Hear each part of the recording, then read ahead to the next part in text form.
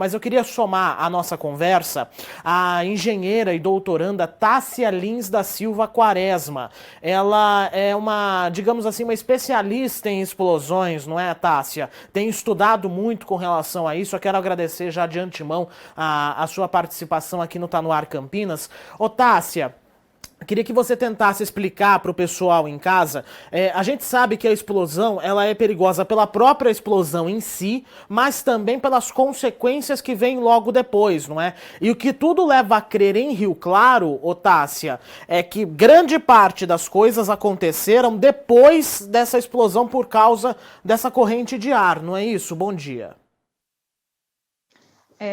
Bom dia, obrigada pela oportunidade.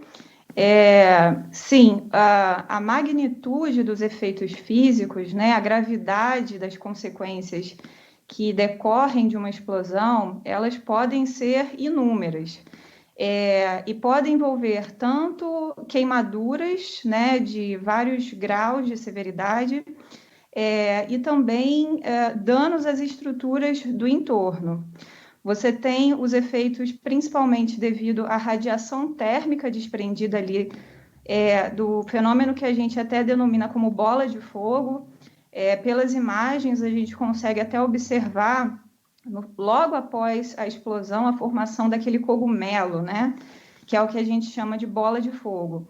Ali a gente tem níveis de radiação térmica altíssimos, que podem ocasionar fatalidades, dependendo da proximidade que as pessoas estejam ali daquele acidente e também do tempo de exposição, né? Quanto tempo as pessoas ficaram ali nas proximidades no momento em que a explosão ocorre.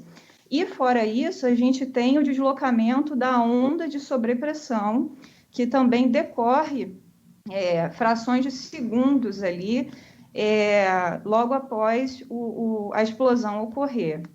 E aí, devido à radiação térmica, os principais danos a pessoas, né, são as queimaduras, e a sobrepressão, né, as ondas de sobrepressão, elas podem causar uma série de danos, que envolvem ruptura de tímpano, enfim, outros até mais graves, como ruptura de pulmão, a depender ali da intensidade também da explosão que a gente tem. A Tássia é engenheira, não é? Tá fazendo doutorado na Faculdade de Engenharia Química da Unicamp, não é isso, Tássia? É a FEC, né? A Faculdade de Engenharia Química. Isso, correto. Isso. E aí ela está fazendo um estudo, inclusive, para avaliar os efeitos das explosões. Ô, Tássia, inclusive, você chegou a fazer até um modelo, não é? Tem a imagem aí desse modelo, que eu acho que dá para a gente poder entender melhor. Ó, essa imagem aí mostra o efeito da explosão. Ô, Tássia, eu queria que você explicasse para a gente, aproveitando o recurso da imagem que nós temos, que é basicamente um efeito, talvez, rebote, talvez dê para chamar desse sentido? Na explosão, o principal efeito que a gente avalia é decorrente da sobrepressão. Quando a gente tem a explosão, a gente tem um deslocamento do ar à frente da chama, conforme a chama se propaga. E esse deslocamento ocorre de maneira muito rápida, é uma grande quantidade de energia que é liberada muito rapidamente. E esse simples deslocamento dessa onda de pressão, ele causa danos a estruturas e a pessoas. Então, quando a gente procura estimar o quanto é essa sobrepressão, a gente consegue estimar os danos que isso também pode causar a pessoas e às estruturas. Então, o que a gente tenta fazer é, através de modelos matemáticos, e através do auxílio do computador, com códigos que a gente chama de fluidodinâmica computacional, a gente consegue modelar e tentar prever o comportamento desses tipos de acidente. Ô, Tássia, é óbvio que a gente não consegue dizer com propriedade o que aconteceu em Rio Claro, até porque ainda demanda um trabalho da perícia, mas a gente sabe que o caminhão estava carregado com alguma coisa que era potencialmente explosiva, não é? Para ter acontecido nessa magnitude do que aconteceu. Então, é aquela história, não é? Qualquer coisa inflamável, na menor faísca é bom, né? Explode e pronto, acabou. E isso faz o cogumelo, não é? São algumas substâncias só que fazem o cogumelo, não é? A gente tem a maior probabilidade de ocorrência da bola de fogo, que é um fenômeno que normalmente é seguido a um outro fenômeno que a gente denomina de BLEVE, que é uma sigla que vem do inglês. Pelas imagens, ao que tudo indica, o que provavelmente aconteceu ali? Como você mesmo disse, a gente tinha um tanque contendo um produto inflamável, né, uma substância inflamável.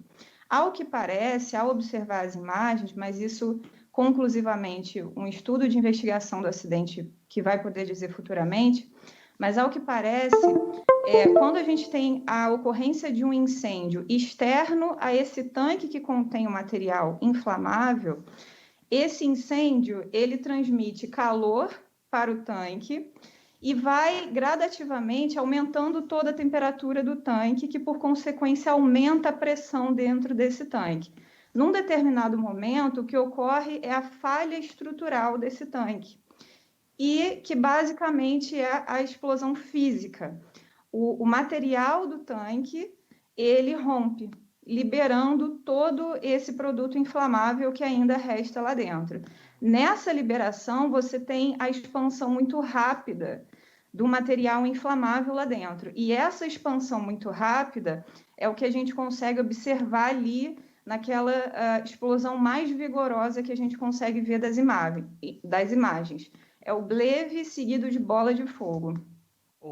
Tássia, só para poder finalizar, a gente está conversando com a engenheira química, não é, especialista em explosões, Tássia Lins da Silva Quaresma. Ela está fazendo doutorando, inclusive, doutorado, melhor dizendo, na Unicamp, né, com relação a esse tema sobre explosões. No caso ali, muita gente foi tentar apagar o incêndio, que aparentemente era um incêndio apenas no caminhão, não é? E aí acabaram usando alguns extintores, algumas coisas assim. É possível, Tássia, isso é uma suposição, tá? É uma pergunta absolutamente leiga. É possível que o extintor de incêndio também tenha, não digo ajudado, mas potencializado a explosão? É possível isso?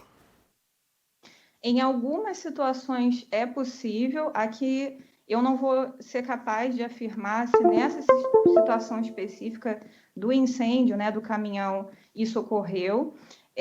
Mas quando a gente fala sobre mecanismos de combate ao fogo, a incêndios, a gente tem diferentes materiais que são aplicáveis a cada situação.